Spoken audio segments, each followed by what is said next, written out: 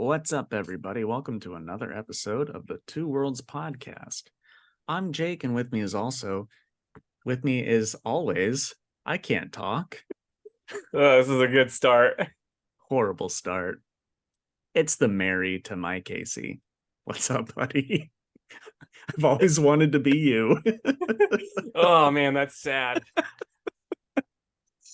Gosh, But we're in a silly mood. we are. It's a Dogcast tonight too. I'm dog sitting. I got a dog. She's very calm right now, laying right next to me. And then there's the chaotic one behind me, just chewing away on something. At least it's not a squeaky toy. Yeah, that's true. Well, dude, we got Monday Night Football.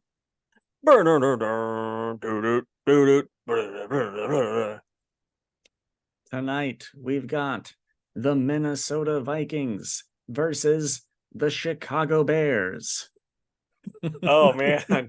I mean, I hear the Bears, this is their season, but I gotta go with the Vikings. Well, with all due respect, Casey, fuck you, all right? This is gonna be turned into Couldn't Skip you and just give me Shannon. one, huh? Couldn't you just give me one? Hey man, they might win. Who knows? They might. I'm gonna go with the Bears. Yeah, They can that's take good. on anybody. You know, except for a team with a winning record.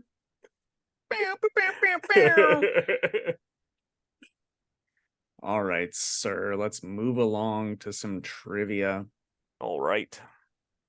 I'll try to keep it at 6 questions here, even though we don't have cards.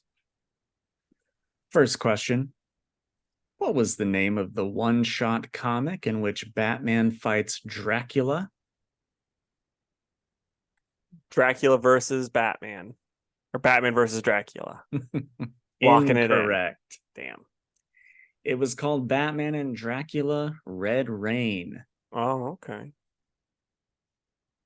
I'm giving you some tough ones tonight. Oh boy.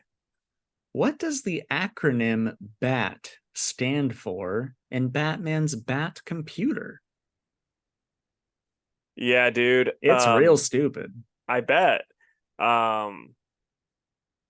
Battle Action Team. Bat computer analytical tracker. Damn. You know, everyone listening is probably screaming at their phones. Oh, I knew this one. All right, this one you can get. All right.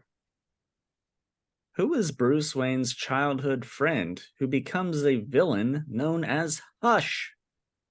Tommy Elliott. You know, I was thinking about him the other day. Dr. Oh, Thomas Elliott. sorry. I was thinking about him the other day. That would have been a lot cooler had that been like a character prior to that comic. You know what I mean? I agree. Or if it just would have been like, oh yeah, you know, this character from the Golden Age that we haven't seen in forever is now back, and he's, you know, oh, he's been Bruce's friend this whole time, you know, or some shit like that, where they instead of just being like, nah, there's this new villain and this new character at the same time. Maybe they're connected. Right.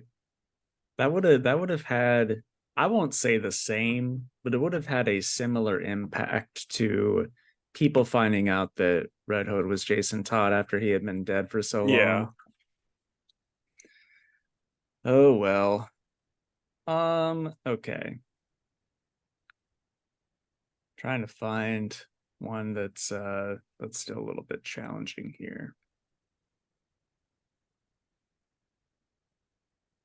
All of these are really pretty fucking dumb.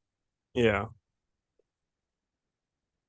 Okay, Casey, who is the Batman villain who has discovered the secret to eternal life? Ra's al Ghul? Incorrect. You know this one. Probably. It's Vandal Savage. He's not a Batman villain. Look, And when you say discovering eternal life, like he's been alive since a caveman. Like that one's a poor question. I am merely the reader of the question, sir. I know. Hmm. Here's a good one. In the comic book storyline Batman Year One, who is the main antagonist? It's been a minute since I read this. It's been a while. It's been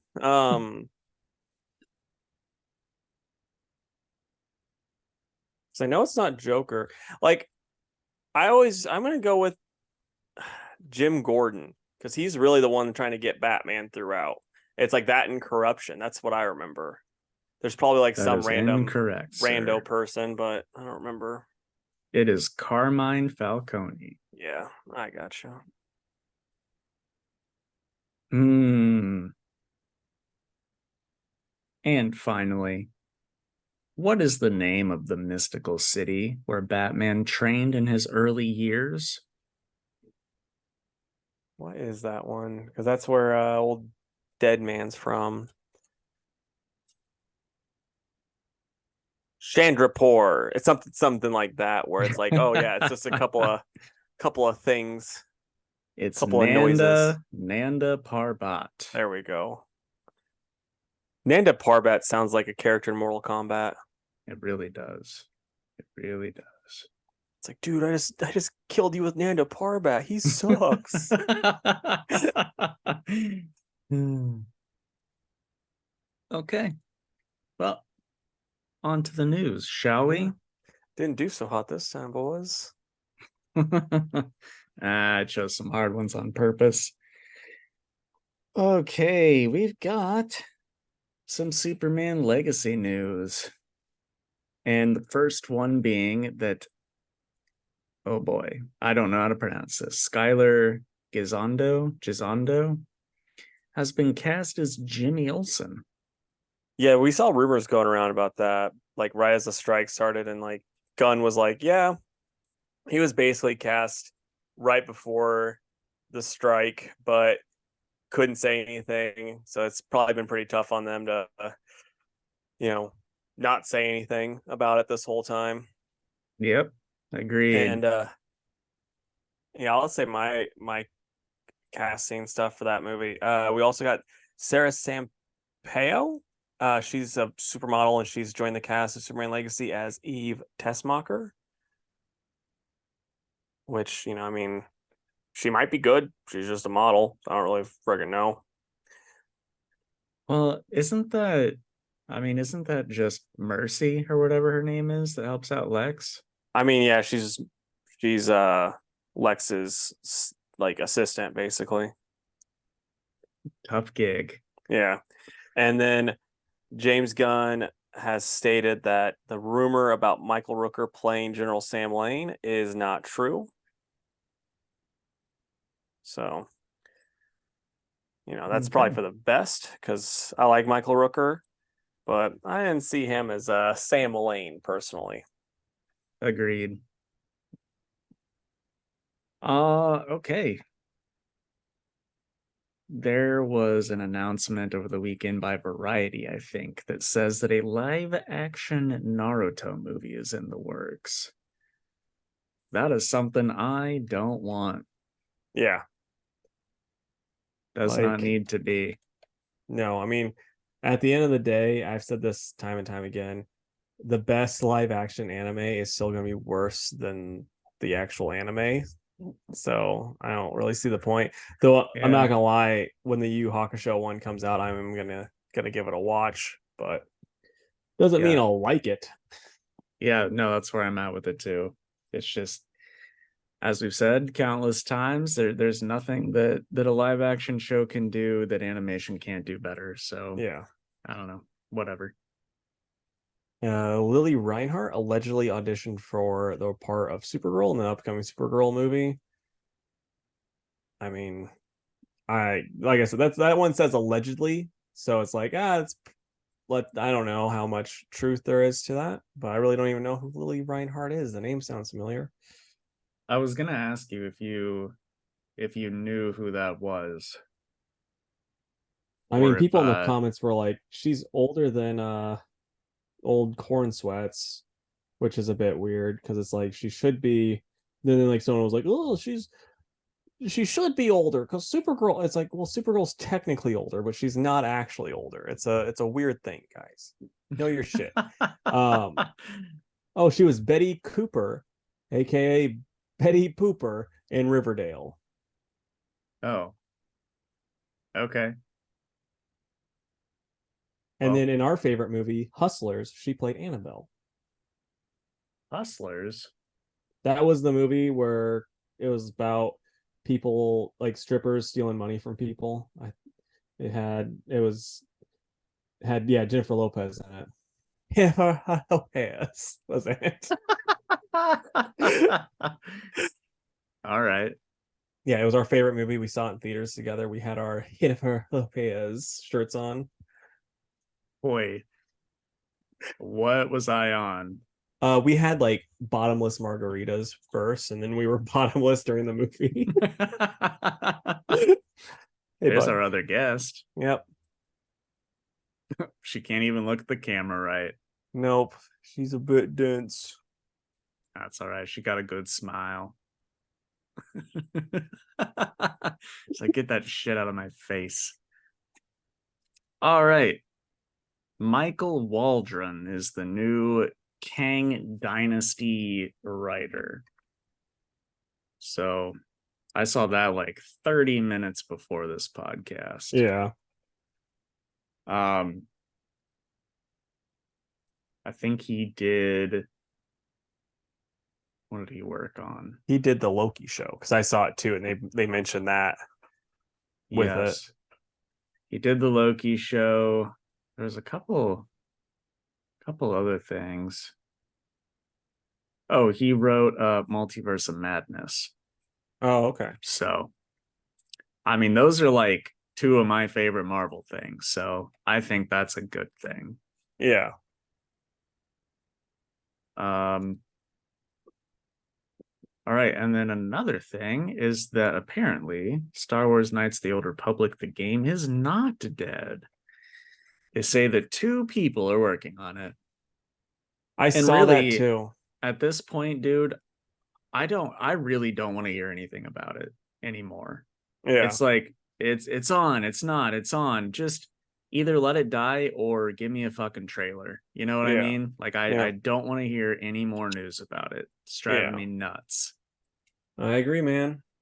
But I also don't really want a remake of it either. So, Well, whatever. I think it needs one. It is a little tough to play nowadays, but really. yeah. All right, we got a trailer for the animated Crisis on Infinite Earths movie, the three-parter. Three parts? That's what it said. Ooh. Yeah. That's a wait and watch on Max. Yeah, that's a lot. That's a lot more than I thought. Well, I mean, they kind of had to with what Crisis is, and they gave Superman one of the Death and Return of Superman movies 2 parts. And I think they gave Long Halloween 2 parts. So it's like, you kind of got to if you're doing all that. Really, Daisy? Back. Well, that's fair enough, I suppose.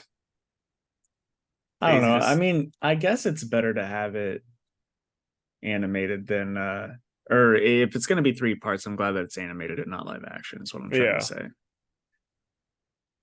All right, my final bit of news. Dave Filoni has been promoted to the chief creative officer of Lucasfilm and will oversee all Star Wars projects going forward. I don't think many Star Wars fans are going to complain about that. I mean, we all you'd love be Filoni. surprised. I know. All the Star Wars fans that I know love Filoni, myself included, and I think this is a very good thing. So good for him. I think he was already basically doing this. It's just now he officially has the title. So yeah, hopefully that comes with a pay raise. He deserves it. And that is it for the news. So all right, Casey, what comics did you read this week? All right, so I read The Invincible Iron Man number 12, Plot Holes number 4, Wolverine 39, World's Finest 21, Green Lanterns War Journal number 3, Sensational She-Hulk number 2, Superman number 8, The Incredible Hulk number 6, The Flash, or Jay Garrick, The Flash number 2, and Justice League versus Godzilla versus Kong, JLVGVK. What about you, man? I read Somna number 1, Jay Garrick Flash number 2, Superman number 8. I read Nightwing 108, Sensational She-Hulk 2, Incredible Hulk 6, Batman Off-World number 1, World's Finest 21, Green Lantern War Journal number 3, and JLVGVK number 2. Nice. So we got the same amount, I'm pretty sure. Nice. I'll defer to the lady. Okay. Mary, that's you. All right. So Invincible Iron Man number 12. And so we get Gary Duggan and Ig Guara on the art. You get some She-Hulk doing some lawyering in it. And then Tony's trying to do some stuff. Riri Williams shows up, and the knucklehead picks a fight and tries to, mess with Emma Frost in her mind, and that didn't work out well. So that got one of the Stark Hulkbusters there to, or not, Sentinel things to show up, and they shrink it down and they all start stomping on it. And then they start working together to come up, more stuff of their plan to win and stuff. It's just all around, it was a fun, solid time. I enjoyed it. I'm gonna go 8 out of 10. Okay. That's not a bad score. It's not a bad book. All right, I'm gonna go with Somna number 1. It's by Becky Cloonan and Tula Lote. They both write and do art in this book. This book, it was real good, but it's also real weird. It's it's about witchcraft, it's about sex, it's about creepy shadow dream people. I don't know, man. It was just a weird but pretty good time. Yeah. she just wanted a moment in the spotlight. Yep. Yeah, I like Becky Cloonan's art, but man, Tula Lote's parts are just ridiculously good. I mean, just a hell of an artist. So yeah, it's like Salem witch trials era, and this gal's husband is a bailiff for witch trials, but she's having these weird, like, I don't know, she's having these weird sex dreams with this shadowy guy. She can't like see who it is, and she's a little afraid of whether or not that's real or whether or not it's some kind of witchcraft, which will obviously be weird for her and her husband. So I don't know. Yeah. I'm interested in where it's going to go. But it's the first thing I've read through Distillery, that publishing company. And, we'll see where it goes. I'm going to give it an 8.5 out of 10. Nice, man. Yeah. Now, I know you like a lot of period pieces, but have you ever been like, oh, yeah, outside of Scooby-Doo and the Witch's Ghost, have you ever been like, oh, yeah, the witch trials are my jam? Or is this kind of like a new territory for you? I mean, I've definitely read or seen some stuff from that era. But I haven't deep dived into that territory, but I'm all about it. I think witchcraft is pretty neato. Oh man, I'm gonna tell your pastor. Okay, so next up for me, it's the plot holes number 4. And this is by Sean Gordon Murphy. And yeah, so you get them, trying to stop their old comrade, the electric dude. I'm really bad at names, but and they come up Like with a plan. electrocutioner? Nah, he's got these electrical powers, and he got killed in the first issue, but then it turns out he's not. He's just taken over by the bookworm, and so they're gonna go and they come up with a plan. They're gonna split up, and yeah, it's a good time. This is probably the best issue of this book since the first issue, because like first issue was a slam dunk, and then the issues after were kind of draggy in my opinion. They were like okay, but not near as great. And this one's like it's getting back to great. I'll say that. So I'm gonna say another 8 for me. It was good. Right on. Well, I'm glad to hear that. I'll go with Nightwing next. Nightwing 108. It's written by Tom Taylor with art by Stephen Byrne.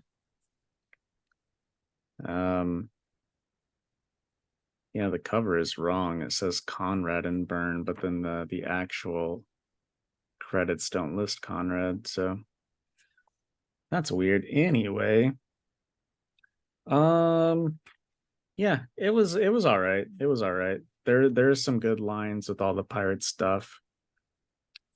I was trying to find an example of something I liked, but I can't find it at the moment. It's also, I think sometimes Tom Taylor just writes characters to be dumb because he needs them to be dumb for the moment, and I don't like that. It's like, come on. He's not that dumb. Dick's not an idiot. He's like happy-go-lucky and all that, but he's not stupid. But anyway, this was part 3 of 4. There's one more coming. We'll see how it goes. I also think that it is a little silly that Dick is still wearing this shirt that doesn't fit him. It was funny for like the issue, and I thought it would change. Silly me. She has something she wants to add. Let her say it. Well, she's a big Tommy T fan. Yeah. And she's like, I want Tom Taylor to write Nightwing all the time. And then the back up is the final part of this weird story.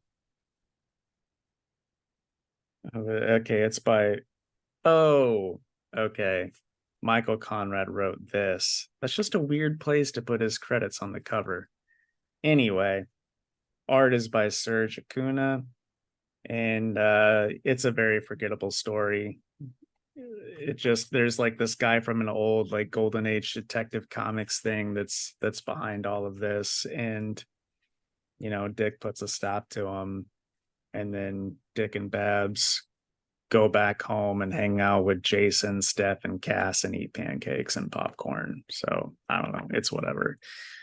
Overall, I'll give the issue probably a 6. It's not great. It's not the worst thing I've ever read.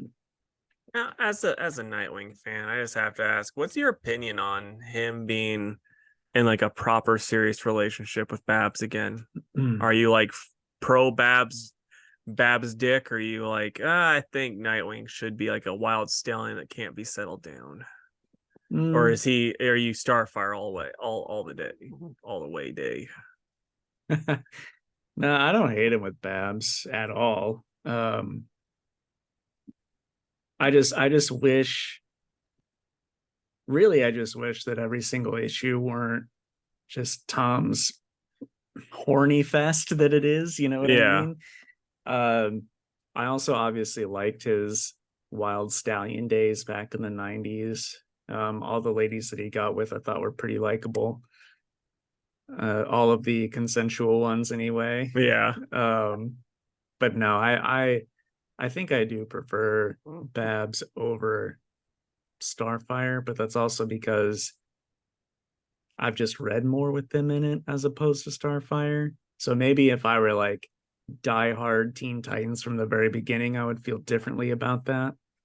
Yeah. Well, wasn't sure because you grew up on the Teen Titans cartoon, so I was like, oh, maybe he'll be a Dick Fire guy or.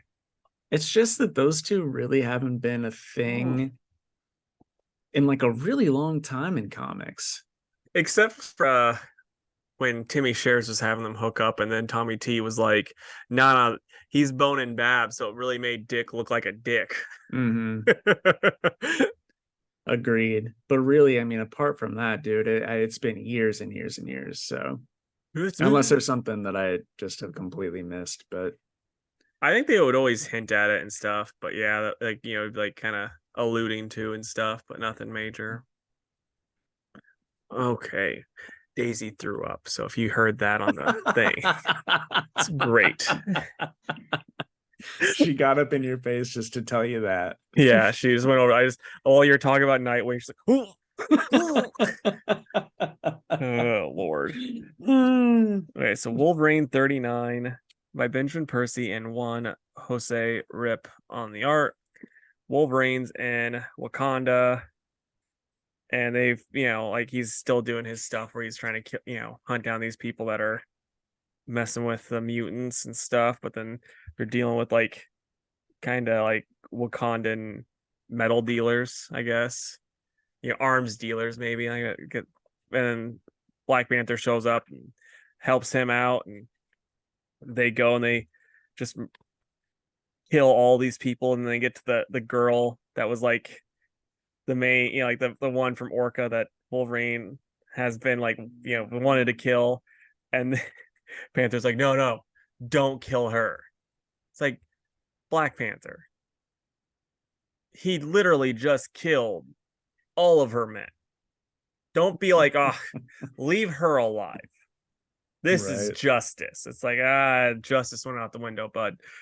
But there was one funny part when they were talking, like Black Panther's like, he said something along the lines of, oh, where is it? I'll just try to find it really quick, because as you know, they both had a thing for Storm. He says, I planted a tracker on Junwei's ship. Should I be insulted that you doubt me? Well, you're kind of in the habit of losing things. What are you talking about? Aurora. It's like, you should watch your tongue, Logan. It did happen twice. Maybe I'll lose you.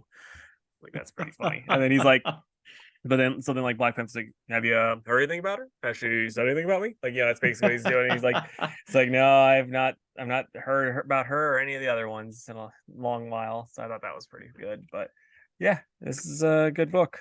It's just what it's been for a while, just like, oh yeah, this is good. So I'm gonna go another 8.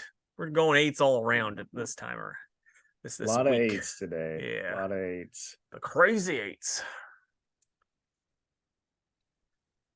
All right. You did not read Batman Off-World, correct? I did not. All right. Batman Off-World. It's by Jason Aaron and Doug Mankey. It was all right. Someone in Gotham hires this alien as like a bodyguard, essentially, and he kicks the shit out of Batman. So Batman puts himself on this spaceship as a prisoner so that he can learn about these aliens and how to defeat them. Because he's like, I've trained all around the world to beat up everybody, but there's lots of places that aren't Earth, and I gotta learn about them too. So I just love that there's like someone like, Batman, I'm getting robbed, and he's like, sorry, I gotta go in outer space. I know, right? Mary hates your Batman voice. Oh, she does. Can you do a better one, bud? That's good. Got nothing. Batman's a silent type. One of my favorite parts, though,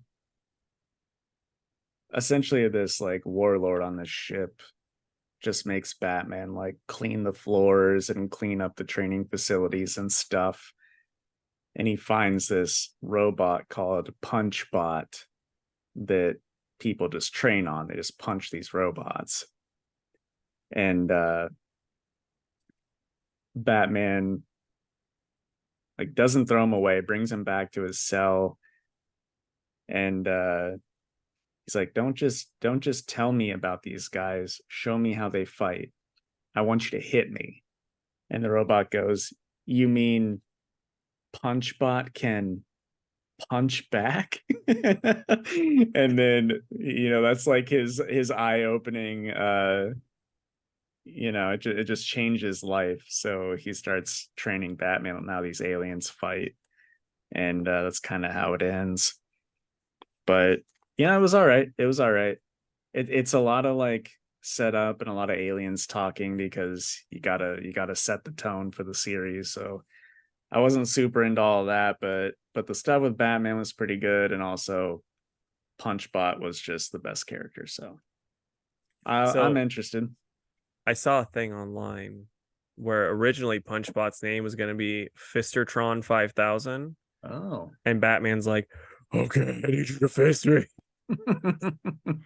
But then editorial came in and we're like, you can't say that in a comic. You know how I know you're bullshitting me is that it's because you said DC editorial came in and said that he couldn't do that. Yeah. But yeah, I'm gonna give it a 7.5. I'm interested in the second issue, but I think it'll pick up. But if it doesn't, then I'll probably drop it. I got you, man. All right, what order do you want to do these babies in?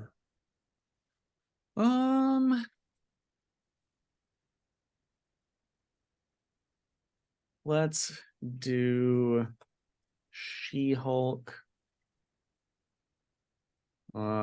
Jay Garrick, Incredible Hulk, Green Lantern, World's Finest, Justice League, Kong, Godzilla, then Superman.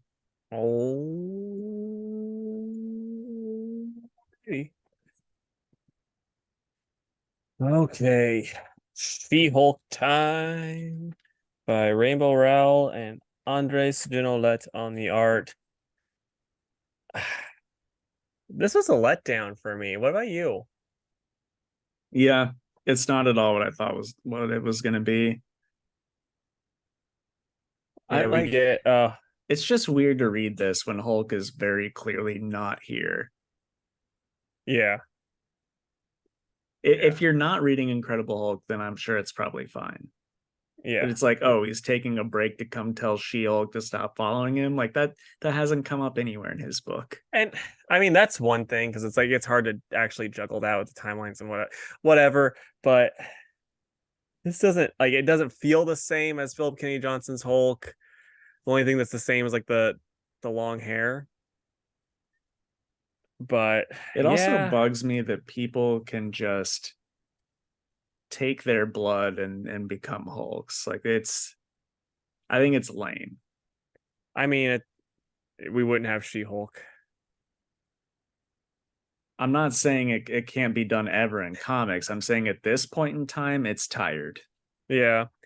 I mean, it's like that doesn't bother me that much. Oh shoot, drop the comic. It just makes for a lame, forgettable like villain, in my opinion. Yeah. I'm never gonna remember this chick ever again after this book. No, you'll remember her after she kills Hulk and She-Hulk and the book becomes hers. Yes. But so like from this like dropped idea that happened in a Hulk comic, probably 1, 2, 3, maybe 3 arcs ago, or like 3 Hulk books ago. It was Doc Green, and I kind of like came in the middle of it, and basically he was going around to all the other, gamma radiated folks and was getting rid of their powers. And then it just kind of got dropped because Brian Bendis killed Hulk. Like that's really like, just like, oh yeah, it's done now because Hulk's dead. So it could have been, like that.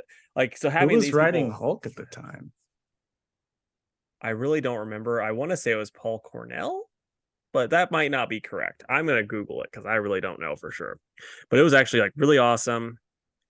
And it was one of those things where it was just like, oh yeah, it doesn't matter because Bendez wants to do this. But yeah, he was going around getting rid of the other people's things. Like Scar lost his power. I think Rick Jones lost his, and all that.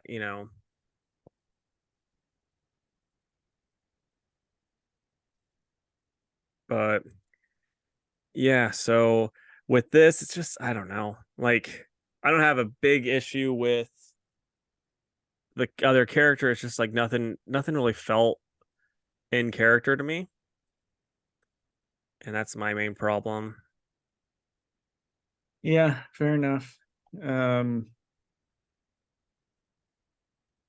Yeah, I don't know. It was just kind of a throwaway issue. It really was. And we're gonna get more of it next issue.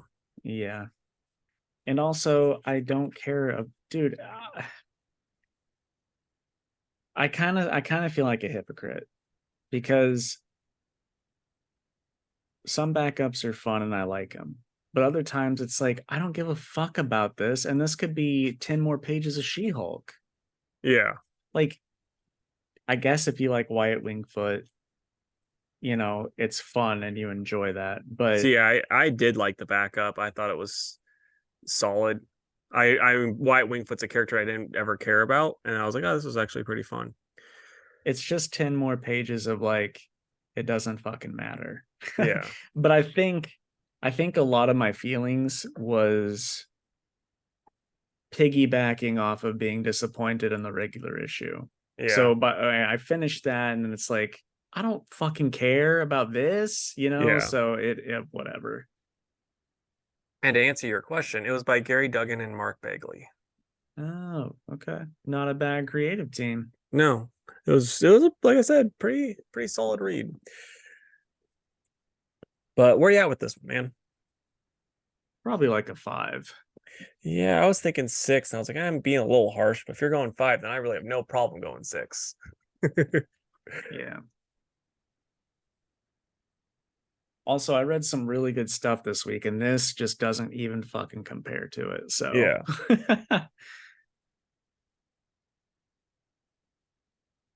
All right. So next we've got Jay Garrick the Flash #2. It's written by Jeremy Adams with art by Diego Olortegui. And this was fun again. They're still doing some time jumpy stuff, which I wish we'd get some answers on sooner than later. But kind of a throwaway villain with Robert, but it was nice to see. It was nice to see Courtney and Jay's daughter, whose name I'm blanking on. June? Is that her name? I don't recall him bad with names, Brian. Yeah, definitely Brian. Yeah, I have no fucking clue. Anyway, a couple things. This book, it cannot be taking place in 2023 because where the hell in 2023 is there a mall that is this popping? Yeah, I agree. But the art's super 90s and like a great way, but like at the same time, like when they're in the mall and it's like Courtney and Miss Quick are hanging out. Like it's like it works really well. But then when it's the JSA stuff, what's your opinion on the art there? Because like I don't like it near as much. It's like a little too sharp, if that makes sense. Yeah, it's just kind of busy, really busy.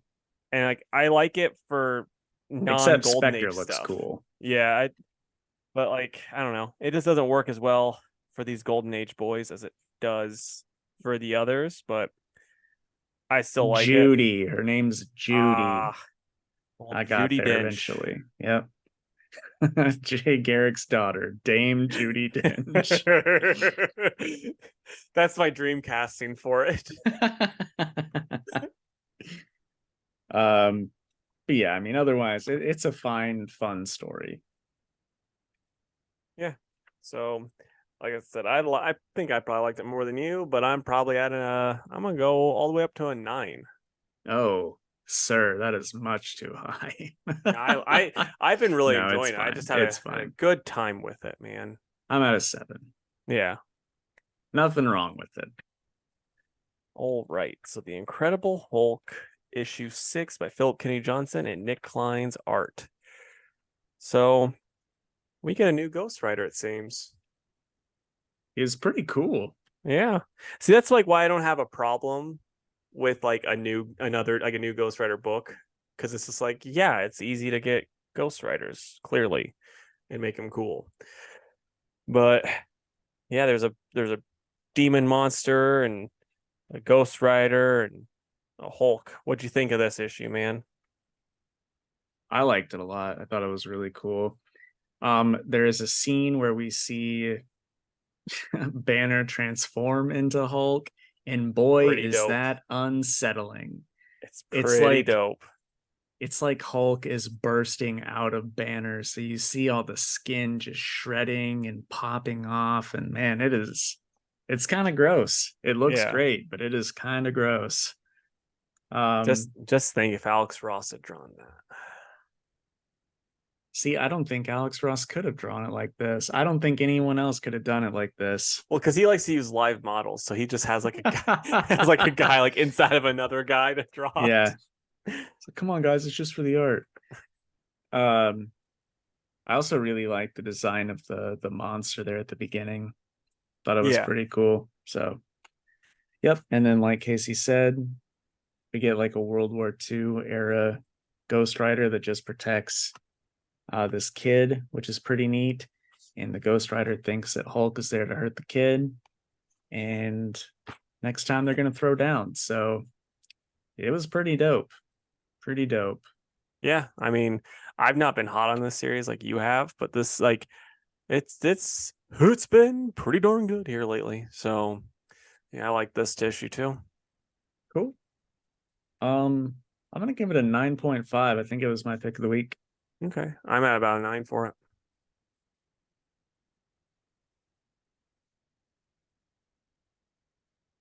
Okay, we've got Green Lantern War Journal number 3. And I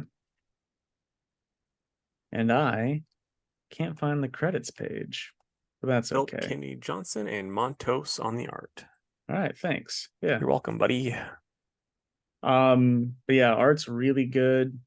Story, I think, is really picking up quite a bit too. We get some steel, which is fun. But what do you think of it, man?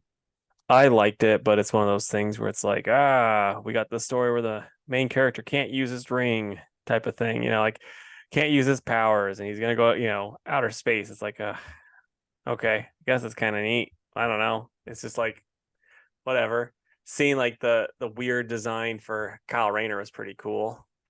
I know, dude. The cover over the eyes, the flowy robes was pretty dope. Yeah. So I just want to see some cool Jon Stewart shit. We're not getting that really yet. We will. I'm confident we will. I know. It'd be funny if it's like, no, this is just how Philip Kennedy Johnson decided to kill Jon Stewart off. Yeesh. So yeah, I mean, I think it's a fine issue. It just didn't do a whole bunch for me. Okay. What's the rating? I'm gonna go 7.5. Okay. I'll say 8 because I think I liked it more than you. Okay. All right. This is Batman Superman World's Finest by Mark Waid and Dan Mora. So you get a little angry boy fighting our heroes to start off with, and yeah, it's fun. What'd you think though? I liked it. I like all the designs. Dan Mora killed it on the designs. Yeah, like one thing that I don't like is it's just like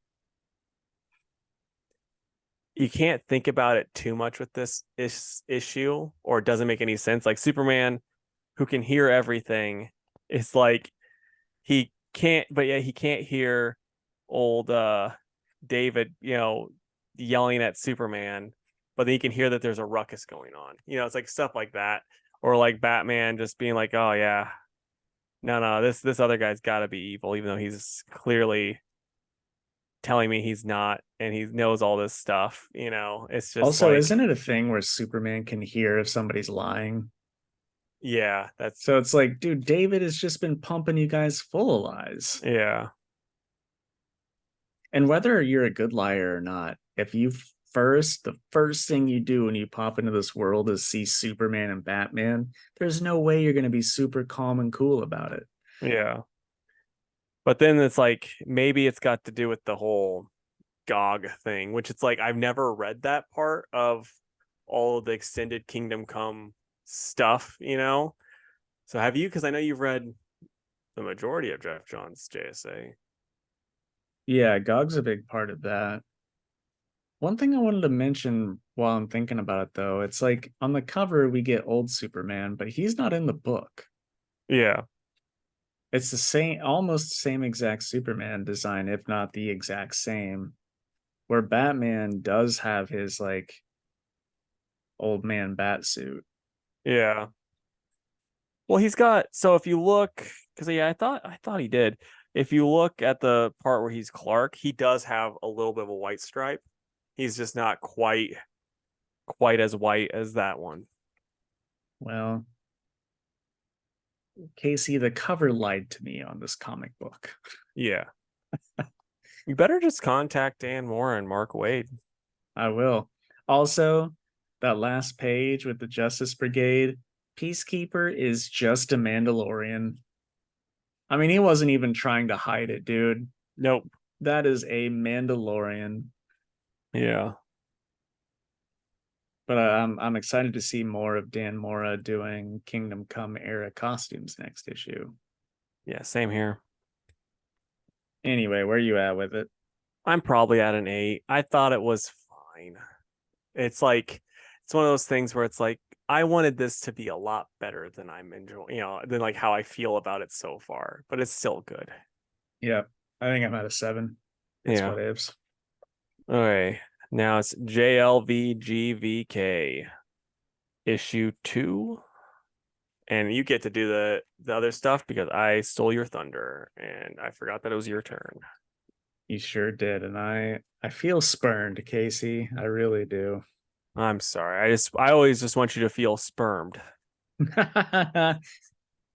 It's written by Brian Buccellato, and the art is by Christian Deuce.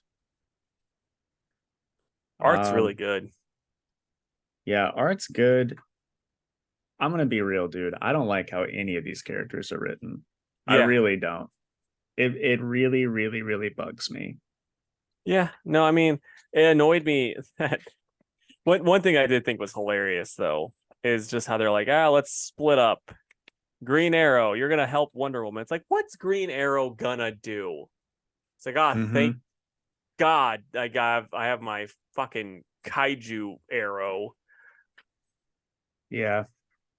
Another really stupid thing is like Batman and Batwoman are flying around trying to do something against this bat monster whose name I'm blanking on, and they're not doing shit to it. But then Red Hood shoots it in the eye with a gun, and that does all this damage to it. It's like, come on, that is lame. And also, I really fucking hated how Jason was written. That whole part was dumb as fuck, dude. I could 100% see Jason shooting a giant thing in the eye when he's I not could supposed too. to. 15 years ago, he's not this guy anymore. Yeah, but this, like, you have to look at this as a Elseworld book. I'm not.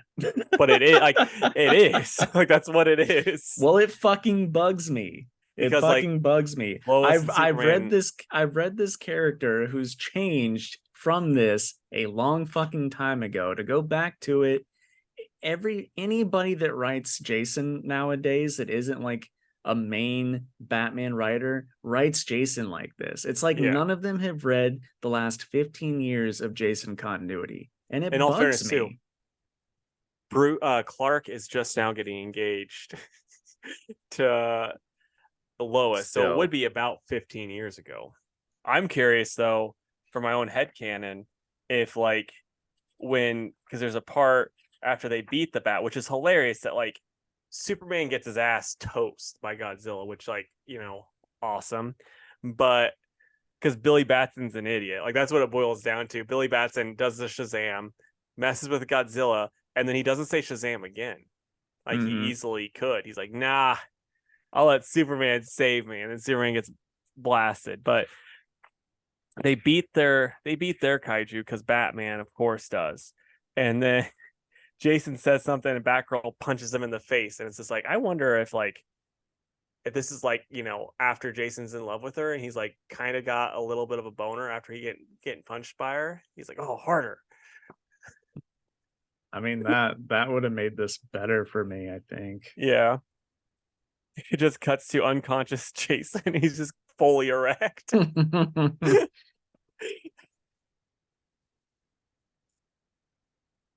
Yeah, where are you at with it? I'm gonna go like probably 7.5. I liked it. It was fun. It's what I expect from this book. I'm not gonna lie. I'm giving it a 4. Ooh, damn. Yeah. I don't think Brian Buccellato has read a DC book since he left DC. So, yeah. I mean, like I said, it's an Elseworld. They can be however they want. Well, this isn't Comic Vine. We don't have to slob on his knob just because he talks, Okay, now it's Superman number 8 by Joshua Williamson and Gleb Melnikov and Norm Rapmund on the art. What'd you think, man? Don't care for the art too much. It was nice to finally get some background info on this chain guy. But yeah, I don't know. There's some good character moments. I just wish that the art was better, We get I think the colors really carry Gleb's art here. And you can tell like towards the end we get some Jamal Campbell in those last couple of pages, and it's like, oh, this is much better. Yeah. Yeah, I don't know. It is what it is. I like the stuff with Lex a lot. I'm still not feeling the chain too much. Yeah, not feeling him. I'm just gonna talk about the ending too, because I thought it was kind of dumb. Because it's like, I'm poisoned from kryptonite. We haven't seen this happen 50,000 times. It's like, man, maybe he's gonna die this time. He won't. So like, it's just using kryptonite like that. Like people complain about that in the movies. At least in the movies, it's not as played out. It's not as played out. Also, wasn't the suit he was wearing supposed to protect him from it? Well, he punched really hard and the suit blew up, and he still had kryptonite there. So yeah, it's kind of dumb. Like I don't know. It was just like trying really hard to add in some drama where it's like, I don't know about this. Yeah. I'm probably giving it a 7. I'm probably 6. I really don't like the art. The art's really bad. It's like Gleb has to take time off to keep up too, and it's just like, what would you do if you were rushed, bud? It'd be somehow even worse. Yeah. All right, man. What are you excited for in the coming weeks? I'm gonna go with Action Comics, Conan the Barbarian, and I guess old Moon Knight. Yeah, Daisy's like, I threw up. I threw up. I'm gonna go Howard the Duck. Like how she's breathing the puke breath right in your face too. Then I'm gonna go with the new Kong book because I've been really liking that, and then I'll say I guess Alan Scott. That last issue wasn't my favorite, but I don't want to copy off of you. All right, so last week we discussed briefly how the people's sexiest man in America didn't sign either, didn't choose either of us. They chose old Patrick Dempsey with his old balls instead.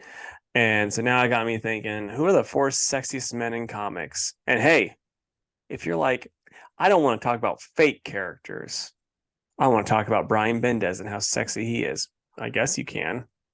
Just go ahead. Don't let me forget after we do the Fantastic Four that we have a YouTube comment that we totally skipped. Oh, shoot. But for mine, I'm gonna go with Namor. Guy's just pure beef 100% of the time. I really wonder if I know he did have a book, but like when they got him out of those trunks, I wonder how much of his sales and interest went down, because it's just like, this sexy character. Let's cover him up a little bit. Or maybe there's girls that, are like, no, I like the V cut. Could be. Deep, the big deep V that he's got going now. I want a little bit to the imagination. I mean, he rocked that too, but it is what it is. Then I'm also gonna go with Thor. That's more just a personal thing. Yep. And then I think these can be used interchangeably, I think. But I've got Gambit and Nightwing. I know Nightwing is a little more sexualized currently, but I think Gambit gives him a run for his money. I mean, Gambit is one of those ones. Like, I'll say women of a certain age in our age group and, dudes of a certain age in our age group are like, yeah, Gambit's hot as shit because of that cartoon. Yep. Like, the Marvel doesn't do enough with Gambit for him to be as much of a hunk as, Dick Grayson is, but those that are our age remember. If you know, you know. For me, I'm gonna go. I mean, Bruce Wayne. He's got to be on the list, and then Hercules because he's a bear if I ever saw one. I don't care if Al Ewing's trying to settle him down; he can't be settled down. Trying to think of another. MODOK, more like Mo Dick, am I right? Okay. And gotta go with another DC character. Bawana Beast. You get that loincloth. Yeah, it's a good one. Let us know who you guys got as the sexiest people. Like MODOK also, I'm just gonna say, kind of on par with Patrick Dempsey. Boom! Zoomed him. Can't wait for Preston's comment about Constantine. Constantine. No. There we go. Speaking of Preston, he left us a YouTube comment. He said, "Hey, homies, meant to comment last week when you said I should do an X-Men minute for you guys. I think that sounds fun and it won't cost you anything but your time. This week, you asked about my take on Gail Simone possibly taking over for X-Men, and I would be fine with that. But things did just pop off a bit with the massacre at the Hellfire Gala. Jerry Dugan has been doing this run since 2021, so it could be time, but they have a decent amount of things they might want to wrap up before moving on. I haven't read anything from Gail, but if Jake liked her Batgirl, then maybe a Shadowcat Catherine Pryde's solo run would be a great fit. Kate has been a badass assassin lately, so it could be a cool solo run. I'm also super looking forward to seeing Peach Momoko's Ultimate X-Men run next year." All right. Yeah. Thank you, Preston. I agree. Gail would do a good Shadowcat series. And, I love what Peach did with I don't even know what they call. I guess just Demon Days in general. Yeah. But yeah, I hope you like waiting in between issues though, Preston, because her doing an X-Men book, man, it'll be worth the wait though. Yeah, maybe they'll be exercise, so it's like not as bad. Yeah, that could be.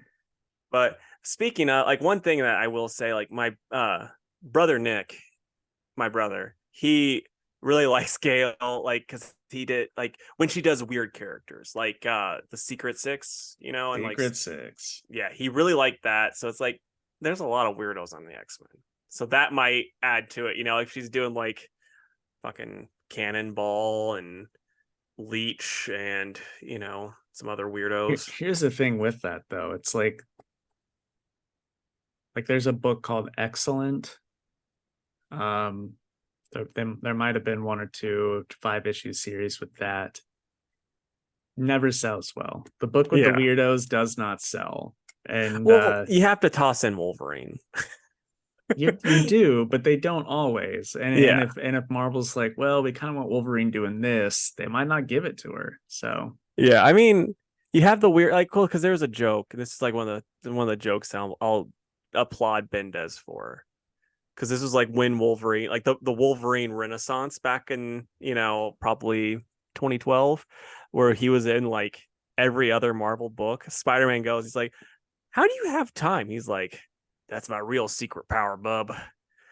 I'm really good at doing you know, like measuring out my time. And it's just like, that's funny because he's in everything. He is.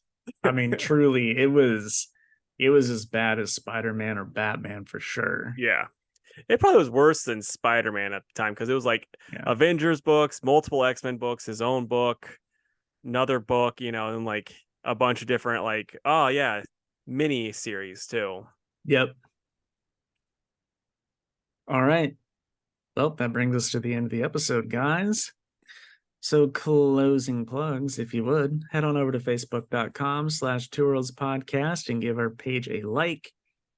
You can also follow us on Twitter, whatever you're calling it these days, at 2_worlds_PC, and on Instagram at 2worldspod. You can email us at twoworldspodcast@gmail.com. And if you would, please subscribe to our YouTube channel. It's 2 Worlds Podcast on YouTube.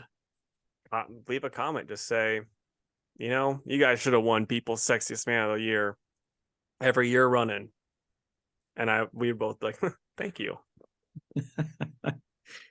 All right, guys, we'd love to stay in chat, but I have to watch Casey while his owners are out of town for the week. So we'll catch you next time.